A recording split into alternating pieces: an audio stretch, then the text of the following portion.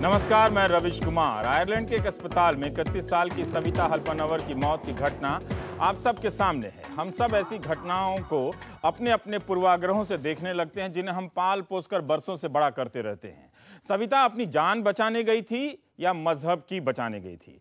कभी गर्भपात के बारे में मजहब की नजर से भी और उसके दायरे से बाहर जाकर सोचिएगा। गर्भ धारण करने से लेकर गिरा देने तक का अधिकार किसका होना चाहिए और कौन तय करे? क्या हम जानते हैं कि गर्भधारण की अलग अलग परिस्थितियां हो सकती हैं और गिराने की भी?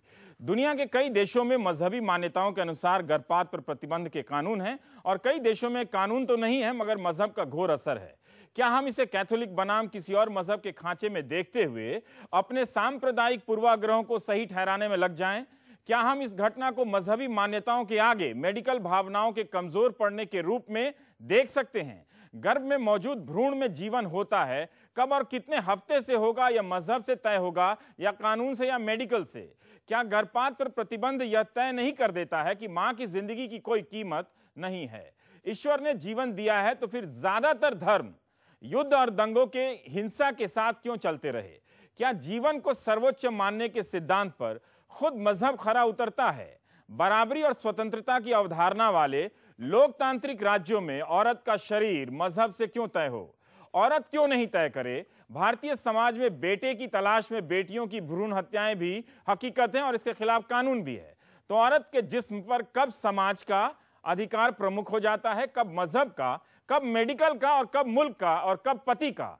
सिर्फ उसी का नहीं रह जाता है। एक लड़ाई चल रही है, उसी के संदर्भ में आज बात करेंगे कि क्या गर्भपात का चुनाव औरतों को नहीं करना चाहिए। और इसी पर हमसे हमारे साथ बात करने के लिए हैं उर्वशी बुटालिया जी हैं। आप पब्लिशर हैं कली फॉर वुमेन के और ऐतिहासिक संदर्भों में भी आप महिलाओं की स्थिति और वर्तमान संदर्भों में महिलाओं की स्थिति पर लिखती पढ़ती रही हैं।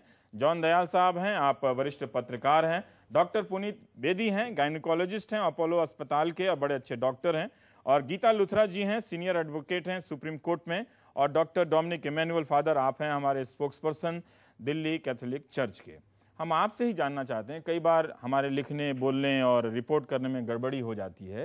कैथोलिक मान्यताएं हैं क्या गर्भपात के बारे में? गर्भपात के बारे में कैथोलिक मान्यता यह है कि जीवन, गर्भपात नहीं, जीवन हर एक व्यक्ति का महत्वपूर्ण है और सब जीवन महत्वपूर्ण है और जीवन ईश्वर का दान है।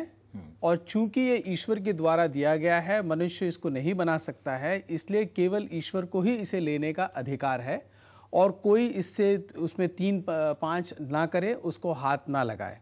और ये जरूरी है कि हर एक का जीवन महत्वपूर्ण है, चाहे वो माता का हो और चाहे वो बच्चे का हो। परंतु जो मानने वाले हैं वो ये कहते हैं कि बच्चे का जीवन और ज्यादा महत्वपूर्ण इसलिए है क्योंकि वो अपने आप का बचाव नहीं कर सकता, वो एक बिल्कुल अपने आप की सुरक्षा नहीं कर सकता। उसके ना तो जीभ है बोलने की, ना हाथ पैर उसके ताकतवर हैं जो वो कुछ बोल सके। इसलिए उसके जीवन को बचाने के लिए हमें और ज्यादा जोर से बोलना चाहिए और जोर देकर बोलना चाहिए। तो जैसे अनीता गर्भपात इस बिल्कुल लगा, सविता हल्पनवर है जो है वो अपना बचाव कर सकती थी क्या?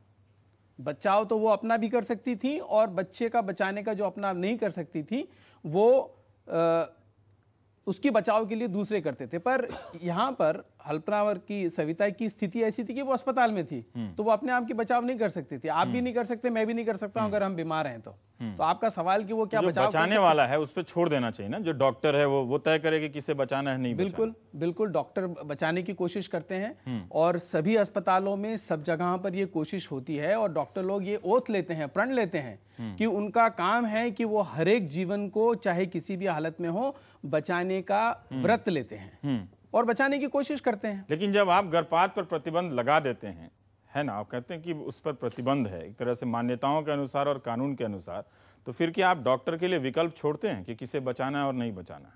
विकल्प है ना उनके पास, विकल्प है, पर यह कहना है कि गर्भपात की वजह से किसी का जीवन बच जाएगा, एक बात बिल्कुल गलत है। दूसरा और बहुत महत्वपूर्ण बात यह है कि आप एक जीवन को बचाने के लिए दूसरा जीवन को नष्ट नहीं कर सकते।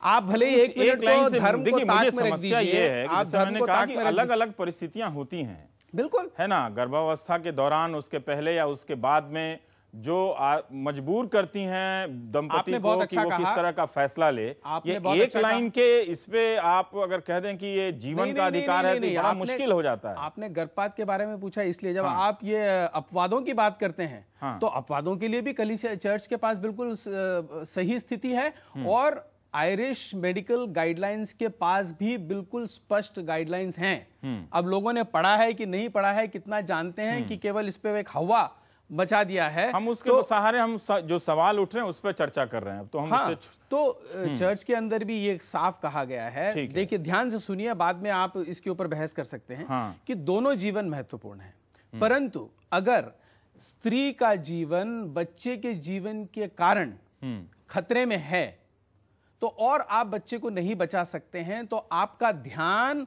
स्त्री के या मां के जीवन पर केंद्रित होना चाहिए, केंद्रित उस पर होना चाहिए, अबॉर्शन पर नहीं, गर्भपात पर नहीं।